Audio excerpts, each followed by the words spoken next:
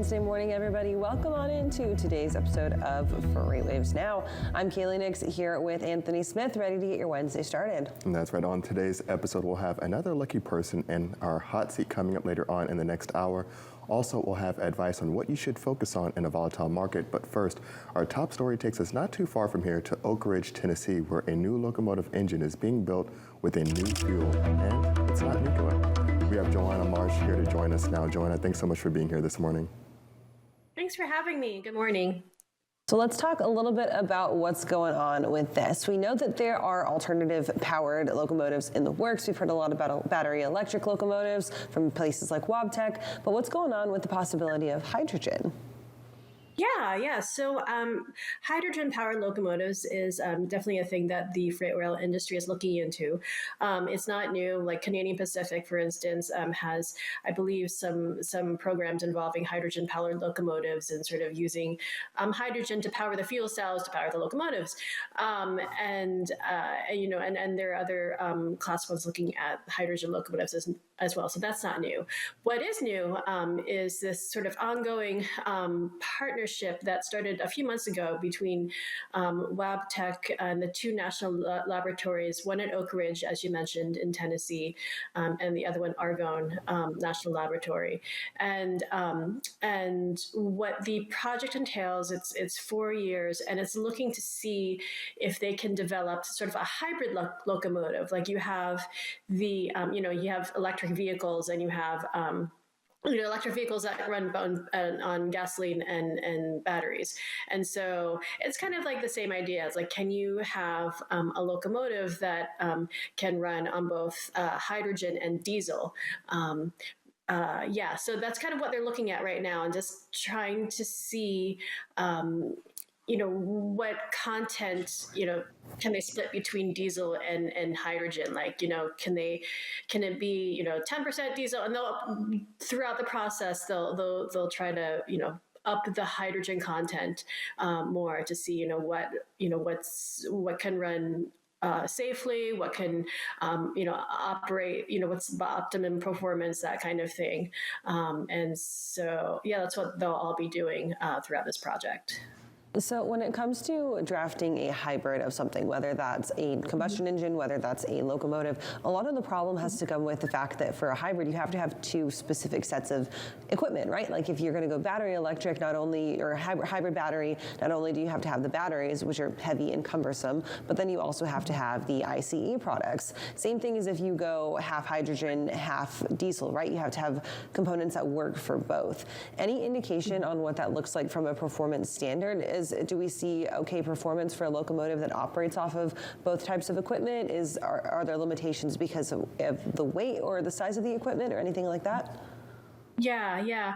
I think what they're looking at is, they might have to transport the hydrogen as well in the train. So it would be sort of like I forget I'm blanking on the word right now, but the tender, so the tender car. So you would have, the hydrogen transported with the train, and you could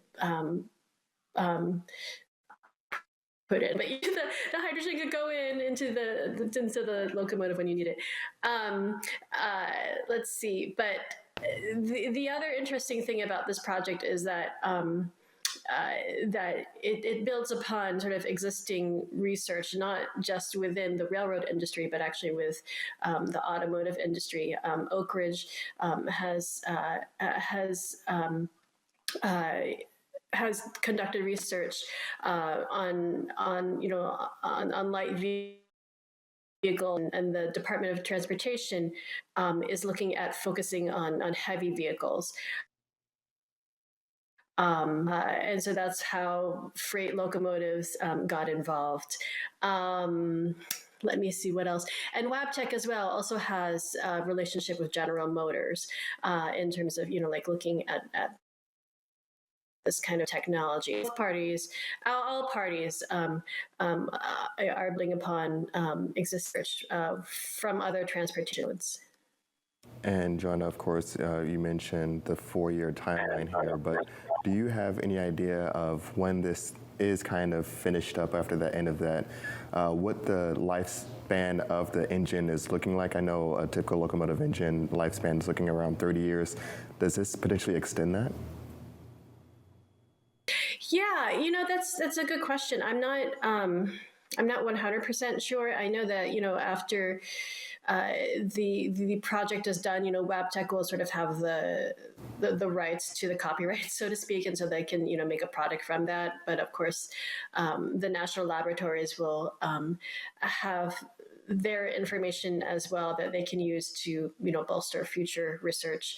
I think the idea is for having this project in the first place is that it's kind of hard to have locomotives or trains can have multiple locomotives on a train, like 3 locomotives, and it's hard to have all of them to have the battery electric locomotives. On one hand, it's nice, but then you just need a lot of batteries for in order to power the train to completely run on battery electric locomotives. And so is there a way to look at the hybrid diesel options? And so that's kind of what they were looking at. And also, I'm sorry, I remember what I was going to say now, which was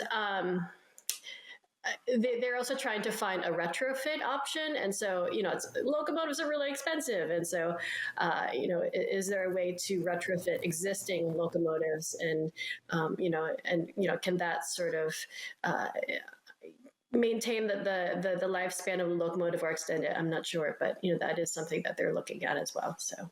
It's interesting to watch, definitely, that retrofit option. Joanna, let's change gears really quickly here before we let you go for the day. We had that issue over the weekend where we saw the Norfolk Southern train derail in eastern Ohio. Can you give us a little bit of an update about what's going on with that situation there and how it's affecting service? Yeah. So around 8:55 p.m. Eastern Standard Time, I was just listening to the NTSB press conference just now. That's why I have the time stuck in my head. A Norfolk Southern eastbound train derailed near East Palestine, Ohio, which is actually near the border between Ohio and Pennsylvania. It's pretty close to Pennsylvania, actually, and so there has been a local evacuation, which is still in place. The NTSB and is kind of trying to gather evidence, and NS, Norfolk Southern, and the others are trying to clear away the track. And Norfolk Southern and state and federal EPA, Environmental Protection Agency, is continuing to monitor air and water quality to see what's going on. But so that clearing of the incident is still ongoing, and that's affecting obviously Norfolk Southern's operations. So they have put out service updates saying, to expect delays between Cleveland and the Port of New Jersey and New York, and also between Midwest, ports in the Midwest like Chicago and St. Louis and Kansas City and the Northeast. And so the trains are able to run in alternate routes, but because the routes aren't direct, things are going to take longer. And so they're not entirely sure yet when the route will be fully restored. But that's what's going on right now. Definitely an interesting situation, and Joanna will of course follow up with you as this continues to develop. All right, thanks. All right, and of course you can catch Joanna's content up on FreightWaves.com. Catch her tomorrow for People Speaking Rail with Mike Bowden-Distel as well here on FreightWaves TV. Right now we're going to toss things over to the wall. We've got our first carrier update with Tony Mulvey and Donnie Gilbert.